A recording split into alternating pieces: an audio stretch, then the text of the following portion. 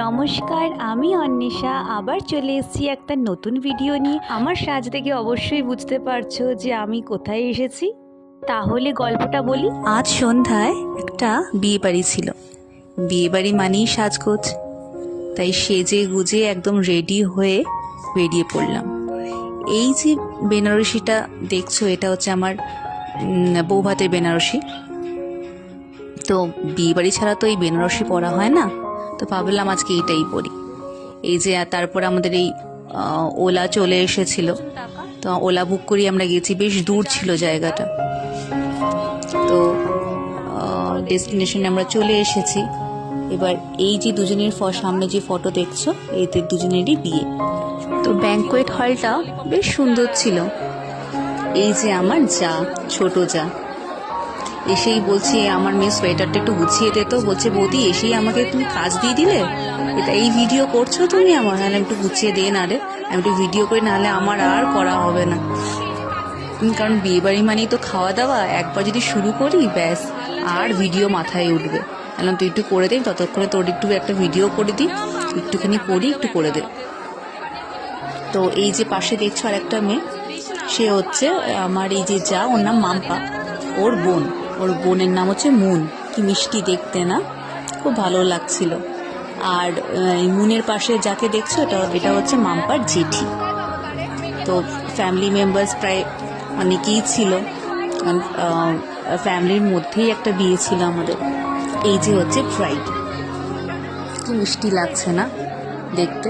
অবশ্য ব্রাইডদের মিষ্টিই লাগে, তার মধ্যে লাল রং পড়েছে, মিষ্টি না লেগে যাবে কোথায়? তো এই সময় ওর সাথে আমি দেখা করতে পারিনি, কারণ ও ফটোশ্যুট করছিল। তা ভাবলাম এইদিকে তাহলে একটু আমাদেরই মোটামুটি একটু ফটোশ্যুট করে নেওয়া যাক, একটু ভিডিও করে নেওয়া যাক। আমি এবার আমার যাকে বললাম আমার তাহলে একটুখানি ভিডিও করে দে, আমি সবারটা করছি, আমারটা একটু হবে না? ওরা ঠিক আছে বৌদি তুমি দাঁড়াও, আমি করে দিচ্ছি। তবে টুকটাক ওই ফটো তো তার সাথে ছিল। এইটা হচ্ছে এই যে আমার মেয়ে, এসে এই বলছে আইসক্রিম খাবো। চিন্তা করো, শীতের মধ্যে এখন ওর আইসক্রিম এমনি ঠান্ডা লেগেছিল, এবার ওই যে আইসক্রিম খাওয়ার জন্যে বায়না। এই যে চলে এসেছে হচ্ছে স্টার্টারে ছিল হচ্ছে কাবাব, ফিশ বল, দারুণ ছিল খেতে। আমি বলছি তুমি খাও, আমি তোমারটা ভিডিও তুলি। ওর তো ভিডিও তুলতে একদম ভালো লাগে না, অ্যাটলিস্ট খাওয়ার সময় তো একদমই না। বললাম খাও খাও, একেবারে খারাপ লাগছে না তোমাকে দেখতে, প্লেট নিয়ে বেশ ভালোই লাগছে। তো বলছি ঠিক আছে তাহলে তুমি এক কাজ করো, তোমার প্লেট থেকেই আমাকে একটুখানি দাও, আমি ভিডিও করি, তুমি একটুখানি দাও।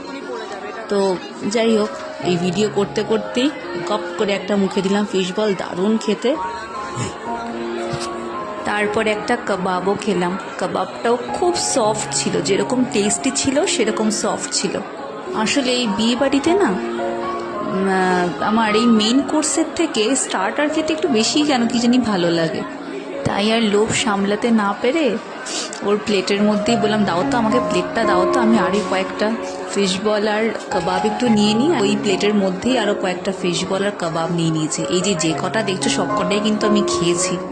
আসলে খেতে না আমার একটুও লজ্জা করে না, কে কি ভাবলো, কে কি মনে করলো, ধুর ব্যাঙের মাথা খাই তো। তারপরে এই যে মেন কোর্স, আর মেন কোর্সে মাটন থাকলে আর কি দরকার হয়, ছিল আরও অনেক কিছুই, কিন্তু আমি একটু পোলাও আর মাটনই নিয়েছিলাম, কারণ আমার মেয়েরও এই কম্বিনেশনটা ফেভারিট, আমারও ফেভারিট। সেই দুজনে মিলেই মোটামুটি খাচ্ছিলাম, আর যে সবাই মিলে বসে খাচ্ছিলাম। বুফেতে ছিল ঠিকই, কিন্তু আমরা এত সুন্দর করে বসে সবাই মিলে একটা জায়গায় একটা সিট পেয়েছিলাম, সবাই মিলে একসাথে বসে গল্প করছিলাম আর খাচ্ছিলাম। ভালোই লাগে দেখো সবার সাথে একসাথে খেতে, গল্প করতে করতে, এইটুকুই তো দরকার আসলে।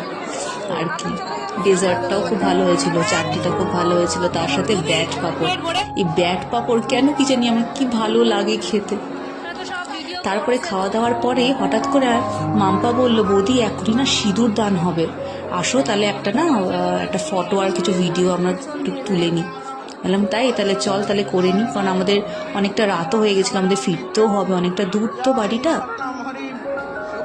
তো বললো বৌদি এটা হওয়ার পরেই সিঁদুর দান হবে, দাঁড়াও একটুখানি আমরা ওয়েট করেই যাই। এসব দেখে আমার যাওয়া হঠাৎ করে আমাকে বলছে বৌদি আরেকবার দাদাকে বিয়ে করবে কি, এখানে কিন্তু সব অ্যারেঞ্জমেন্টস রয়েছে। বললাম না না থাক, একবারই যথেষ্ট, এখন শুধু আমরা দেখবো এই অডিয়েন্সই, আর দরকার নেই। তো এই আর কি। তো বেশ সুন্দরভাবে হচ্ছিল। আর জায়গাটা খুব মেসি ছিল না। এক একটা বিয়ে বাড়িতে হয় কি, যখন এরকম বিয়েটা হয় এত সব লোকজন থাকে, এটা বলছে ওটা বলছে, কিরকম একটা যেন জটলা পাকিয়ে থাকে। এখানে বেশ সুন্দর ফাঁকায় ফাঁকায় সুন্দরভাবে খুব ম্যানেজেবল ছিল জায়গাটা, সুন্দরভাবে হচ্ছিল বিয়েটা। আর এখানে তারপরে এই যে সিঁদুরদান হচ্ছে, মানে সত্যি আমরা সবাই ওয়েট করেছিলাম। এই মোমেন্টটা আসলে খুব সব থেকে সুন্দর বিয়ের মধ্যে। নিজে ঠাকুরমশাই সিঁদুর দিয়ে দিচ্ছে, দিয়ে এইবার হচ্ছে ফটোগ্রাফার সব দাদারা বলছে, এখন পড়াবে না কিন্তু, এখন পড়াবে কিন্তু, দাঁড়াও, আগে কয়েকটা ফটো তুলে নি, এখন কিন্তু একদম পড়াবে না। এই শুনে আমাদের সবার কি হাসি, যে হায় রে, ছেলেটা সিঁদুর পরানোর জন্য দাঁড়িয়ে আছে, আর ফটোগ্রাফার বলছে দাদা এখন পড়াবে না। এই পড়াতে গিয়েও পড়ালো না, এই অবস্থা হয়। যাই হোক, ভালো মোমেন্ট আসলে ক্যাপচার করার জন্যই তোরা এরকম করে। তো আমরাও ওয়েট করছিলাম কতক্ষণে সিঁদুরটা পরাবে। এই যে এবার সিঁদুরটা পরিয়ে দিয়েছে।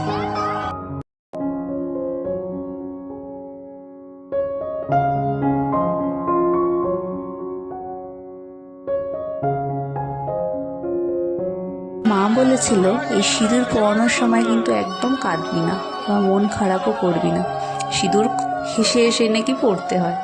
কিন্তু কে কার কথা শোনে।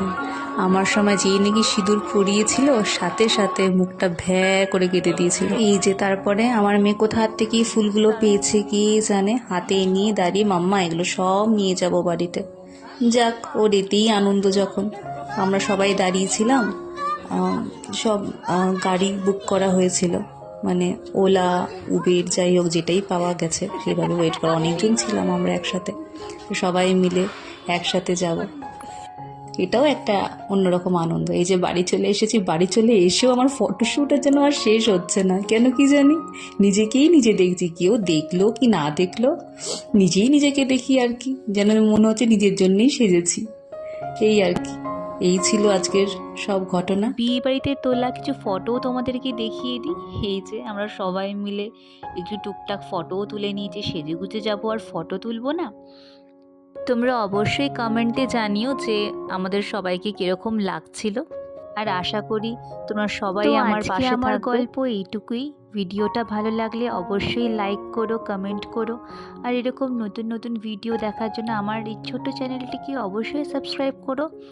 আজ তাহলে আসি, আবার দেখা হবে নতুন কোনো গল্প আর ভিডিও নিয়ে।